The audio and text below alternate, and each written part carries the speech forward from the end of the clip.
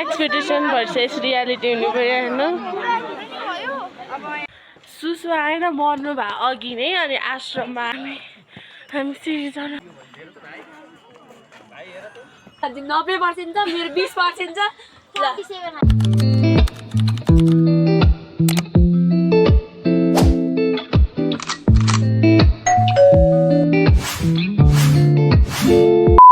hello guys welcome back to my channel मैले चाहिँ त्यो इन्ट्रो दिन पाइनँ किनभने हामी धेरै बिहान उठाएको थियो छिटो गर्दाखेरि खाजा खाँदा ओर्दा इन्ट्रो दिनै भएन बट भिडियो हेर्नु होला पुरा मुस्ताङको सबै ब्लग छ 2 hours later खोज्दै आइसक्यौँ हामी यहाँ सास पनि गाह्रो भयो मलाई त लेट गाइज हामी चाहिँ यहाँले बाटोमा यस्तो भयो लिटरली यसरी हिँड्नु पर्यो यो चाहिँ हामी आश्रममा सुसु आएन मर्नु भए अघि नै अनि आश्रममा आएर सु गरेको हेर आउँदैछन् आउनु रे छिटो ओ मुस्ताङ गाइस आधी घन्टा आगो तापे 100 रुपिस यहाँ हेर्नु है a few moments later हामी सिरी जान लागेको म त सास फेर्न सकेको छैन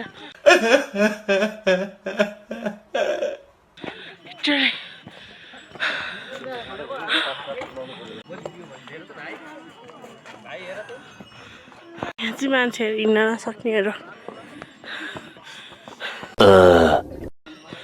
कति धेरै लुगा लगाएको छ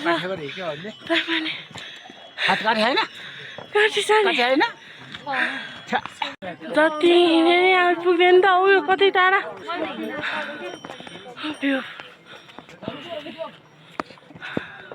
सास फेर्न गाह्रो हुने यहाँ आउने भए चाहिँ यो चाहिँ लाउनु मैले कम लुगा लगाएको छु यहाँ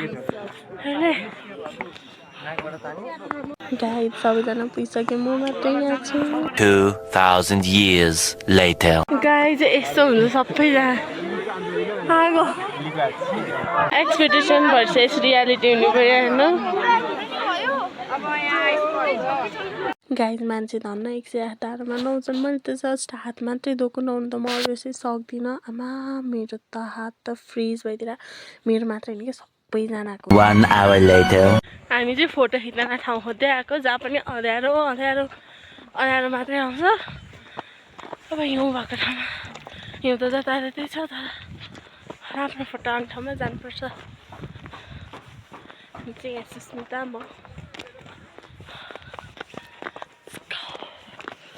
फोटोको लागि के गर्नु a few moments later अहिले चाहिँ हामी यहाँ फोटो खिच्न आएको छौँ यहाँ छ बुद्ध पार्क भन्छ र यस्तो दामी भ्यू छ नि यहाँको तर यहाँ आउन गाह्रो छ मुटु रोकिहाल्दै सास फेर्नै गाह्रो भइन्छ मलाई यहाँ यति जाडो छ धन्न लुगा लगाएर आउनुपर्छ है आउनु भए चाहिँ ए मेरो कपालै फ्रिज भइसक्यो आइस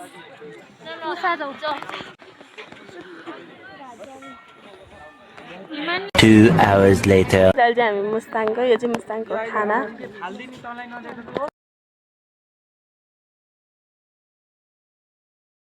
2000 years later अहिले चाहिँ हामी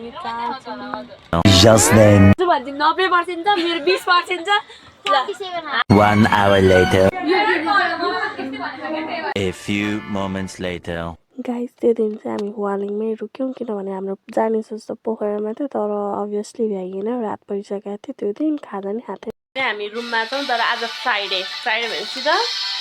घरमा स्प्लिट्स ला त हेर्नै पऱ्यो नि हामी चाहिँ स्प्लिट्स ल्याएर बसिरहेको छौँ गाइज होइन यति नै थियो आजको भ्लग चाहिँ मैले धेरै गरिनँ किनभने अभियसली म एजुकेसनल टुरमा आएको छु यसरी भ्लगिङ गर्न म पाउँदिनँ अरूको जसरी पट्टि यति नै थियो भ्लगिङ लास्टमा हेरिदिनु भयो थ्याङ्क यू